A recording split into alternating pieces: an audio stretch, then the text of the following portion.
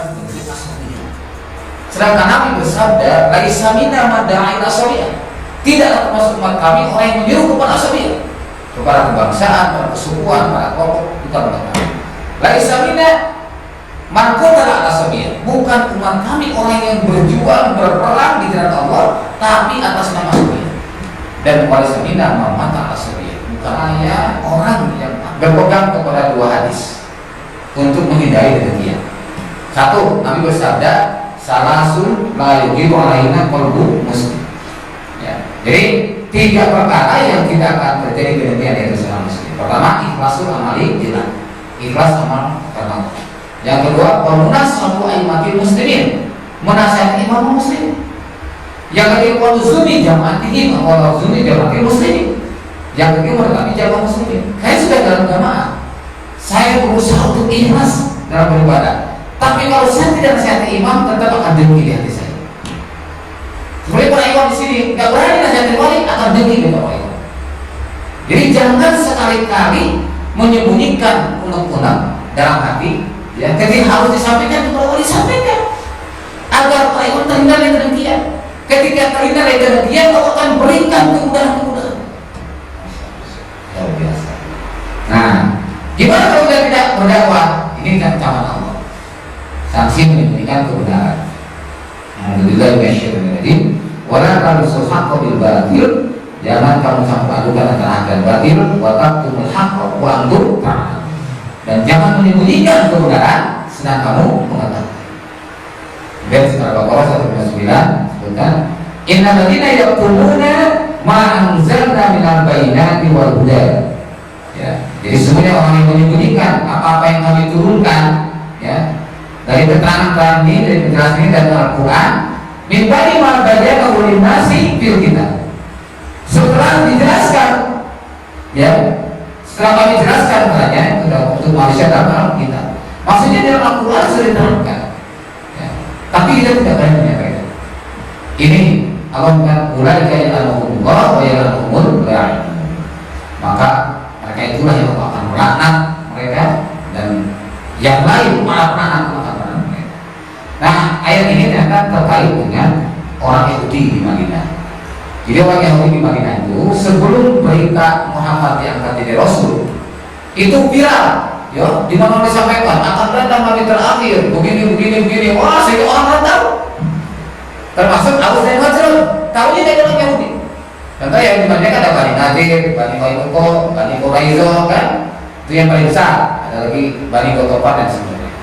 Nah, mereka itu menyampaikan tentang datangnya Nabi terakhir. Maka dinanti-nanti oleh mereka, tapi keyakinan mereka itu akan datang dari Bani Israil. Ternyata muncul dari mana? Dari Quraisy. Quraisy. Oh, ini ternyata merupakan turunan Bani Ismail. Muhammad itu turun ke-19 dari Ismail. Waduh, kalau itu mau jelas beda. Ismail kan anaknya Hajar. Nah, kami anaknya Ishak dari Sarah. Masa seorang majikan harus taat kepada pembantu? Nah, disitulah maka diabadikan di surat Al-Imran ayat 19, kemudian surah ayat 14. Oh, tidaklah mereka itu berpecah belah, tidaklah mereka berselisih, setelah datang pada mereka penjelasan, setelah datang ilmu pada mereka. Bagian baik aku karena kedetian antara mereka. Itu loh. Ya. Maka dalam hal ini kita belajar pada sejarah. Ya. Ada istilah jas merah, jangan suka melupakan sejarah. Nanti saya akan sampaikan tentang bukti-bukti makmum di zaman Nabi. Nah, kemudian illalladzina tabu, kecuali orang-orang yang bertobat, wa aslahu dan memperbaiki, wa bayanu dan menjelaskan. Jadi tobat itu tobat itu tidak sekedar astagfirullah, saya tidak berdakwah, astagfirullah, saya tidak menyampaikan. Bukan hanya itu, ada tindak lanjutnya. Setelah dia bertobat, dia memperbaiki kesalahan-kesalahan selama ini, kelalaian, ketidakberanian menyampaikan dan sebagainya. Dan kemudian wabayanu dan menjelaskan. Artinya menindaklanjuti dengan menyampaikan dakwah. Faulaika atubu alaihim, maka mereka itulah yang Allah akan menerima tobat mereka. Aku akan menerima tobat mereka. Wa ana tawwabur rahim, dan aku akan menerima tobat dan Maha Penyayang. Nah, ini dari medan dakwah pertama dalam Al-Quran surah Ibrahim ayat keempat. Di situ ada kalimatkan wa ma arsalna mir rasulin illa bilisani qaumi. Oh. Tidaklah kami utus seorang rasul melainkan dengan bahasa kaumnya. Itu nama bahasa kaum. Oke. Kemudian di Al-Quran ada tiga kalimat doakan ketika Nabi Musa akan menghadapi Firaun. Karena karena dia kohuna kauli, ya maksudnya agar mereka tuh mengerti perkataanku. Ini tentu dengan bahasa kaumnya. Nabi Musa juga dengan bahasa kaumnya, bahasa Bani Israil waktu itu. Ya, nah makanya ini doa ini kan kalian sudah banyak hafalkan, profesor sudah pada hafalkan. Bacalah itu setiap kita mau naik mimbar. Bacalah itu setiap kita mau menyantuni orang. Bacalah itu ketika kita mau menyampaikan berdialog dengan siapa, termasuk kita mau integrasi maka baca ini, ya, insyaallah. Dan kita ingat pertolongan Allah kepada Nabi Musa. Semoga Allah berikan pertolongan itu kepada kita juga. Nah, itu baik. Jadi kekuatan ruhiyah itu tidak bisa disederhanakan, tidak bisa dianggap enteng. Nah kemudian dalam ini Rasulullah bersabda, ini dari Al-Hakim. Jadi kira Al-Malgi ke tafsir surah 16 ayat 25. Umirtu an ukhatiban nas ala qawli quli.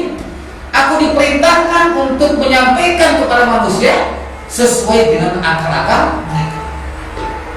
Jadi artinya jangan pernah kita menyamakan bahasa dakwah kepada petani berdaki dengan petani berdasi. Beda. Ya, apa petani berdaki? Nah, petani berdaki apa? Lapangan yang sawah. Nah, orang yang di sawah. Kalau petani berdasi? Sarjana. Nah, sarjana pertanian. Seorang ekonom dengan pedagang beda. Ahli ekonomi belum tentu dia bisa dagang, ya kan? Seorang pedagang belum tentu dia tahu teori ekonomi. Yang penting dagang saja. Ya, tanya apa dagang di kerja di mana? Saya di Pertamina sih. Di bagian apa? Bagian distribusi. Nah, bagian tukang keliling minyak. Nah, kita lihat metode secara dakwah. Dalam Al-Quran ini ayat sudah akrab kita kan. Ada bil hikmah, ada mau'izatul hasanah, ada wajahilhum bilati hasan. Sudah banyak yang apa kan? Nah kita lihat substansinya apa. Jadi itu dengan bijak artinya dengan ilmu, ya, sikap bijaksana dan juga dengan ilmu. Makanya kenapa Abdullah bin Mubarak menyebutkan 30 tahun saya belajar adab, 20 tahun saya belajar ilmu. Masya Allah. Karena banyak sekali ada di antara ustaz yang luar biasa ilmunya tapi tak punya adab. Akhirnya di mana-mana menyakiti orang lain. Banyak karena ustaz pulang, sekian banyak ustaz disakiti dia. Ya. Akhirnya disakiti pun melawan juga. Ramai akhirnya tuh. Coba kalian perhatikan di YouTube. Saya kadang prihatin betul ini gimana sih si A dan si B berantem terus saya begitu. Saya coba juga sempat juga sampai berusaha menjebatani, tapi masa Allah luar biasa sulit juga, ya. Nah maka ya satu-satunya jalan yang kita menampilkanlah dakwah yang rahmatan lil alamin. Jadi perkecil perbedaan, perbanyak persamaan, sambungkan tali-tali yang selama ini terjadi tertata, ya, sambungkan. Nah maka yang disampaikan dengan sumber yang sahih dan disampaikan kepada yang berilmu dengan bijak dan tawadhu, tidak terkesan menggurui. Nah yang kedua, walidatul hasanah, nasihat yang baik. Maka dakwah disampaikan dengan lemah lembut dan kasih sayang kepada yang secara ilmu di bawah dan itu sendiri. Ya, ini kita lihat ini namanya dakwah. Maka dengan lemah lembut. Bahkan kepada awam sekalipun tidak terkesan mendikte dan merendahkan. Oh, jadi walaupun dia secara ilmu itu lebih rendah daripada kita, jangan merasa direndahkan. Ini bahas sebaik mungkin. Nah, dari ilmu bilatihi asan ini berdiskusi atau dialog dengan cara yang baik, maka dakwah disampaikan untuk dipertimbangkan, tukar pikiran atau pendapat untuk menarik kesimpulan. Ini dilakukan kepada yang sejajar atau selevel tingkat keilmuannya. Ya, sikap toleran dan lapang dada harus tetap dijaga sehingga tidak terkesan debat kusir dan ingin menang sendiri. Yang kedua disebutkan tawasau bil haq wa tawasau bis sabri wa tawasau bil ma'ruf. Tawasau bil haq, saling menasihati dengan al-haq. Nah ini karena kalimat di sini musyarakah, saling, ya, maka kita pun jangan sekedar nasihatin orang, tapi kita pun minta dinasihati dia, minta masukan, ya, atau minta pesan-pesan dan sebagainya. Tuh, ini termasuk adab dalam berdakwah. Dengan apa kebenaran, dengan Quran dan Sunnah maksudnya, dengan ilmu yang sahih, tidak dengan nafsu atau ilmu. Kemudian tawasau bis sabri, menasihati dengan kesabaran. Nasihat disampaikan dengan menahan diri dari emosional, jangan dengan marah, melecehkan. Sabar dan empati terhadap keadaan lawan bicara termasuk juga marah. Tawasau bil marhamah, saya menasihati dengan kasih sayang. Artinya hindari kebencian pada orang yang dinasihati, sekalipun dia menolak dakwah kita, sekalipun dia tidak memperhatikan dakwah kita, jangan ada kebencian ya. Ya. Sering ada nggak kadang-kadang kita pantau, masih orang yang mati-mati, nah kesal ya kan? Nah itu bisa mengganggu keikhlasan. Akhirnya kebenaran tidak sampai.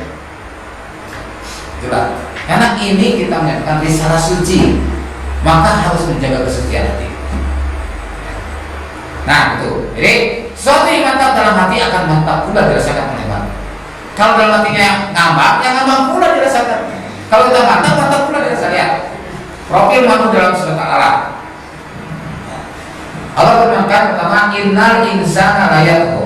Sesungguhnya manusia itu sungguh melampaui batas.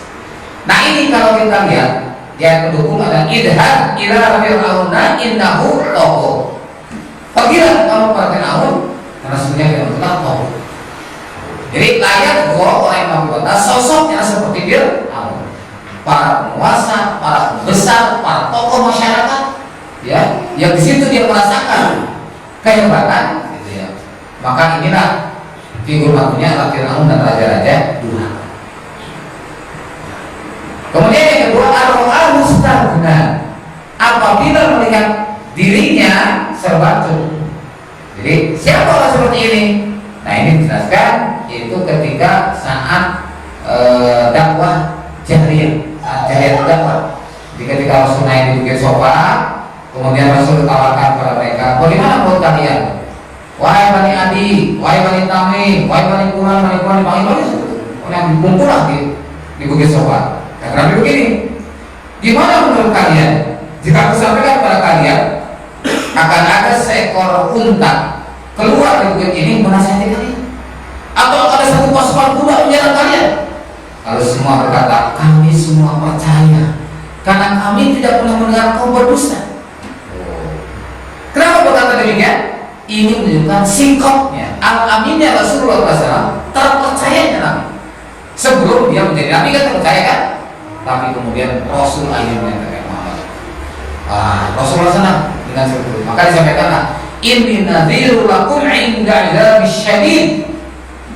Sesungguhnya aku ini adalah Rasul yang memberikan peringatan pada kalian dengan sisa azab yang keras. Nah baru begitu proklamator ini menyampaikan deklarasi kerasulan, nah baru itu di depan Abu Lahab langsung tabaraka ya Muhammad. Wah gitu loh.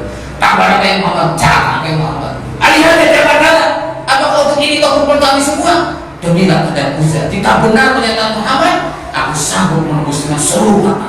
Oh, ini soalnya Abu Lahab. Maka turun ayat tabat yada abi lahabi wa tab ma aghna anhu maluhu wa ma kasab. Gitu. Ini poinnya. Jadi akan ada orang-orang seperti itu. Model sosok Abu Lahab menerima Muhammad tapi tidak menerima sebagai Rasul. Disampaikan jamaah imamah, oh iya, ya benar ini harus begitu. Terus siapa imamnya? Ini ya Salman. Kok mesti ya Salman? Apa ya Salman? Nah di situ kan. Nah, jadi figurnya dilakukan, tetapi profilnya diterima. Ada yang profilnya, ada sebaliknya. Nah, kalau tadi contoh Abu Jahal. Kalau Abu Lahab adalah dia membenarkan figur tapi tidak menerima risalah. Contoh nih, saya punya teman Saya punya teman di S2 ya.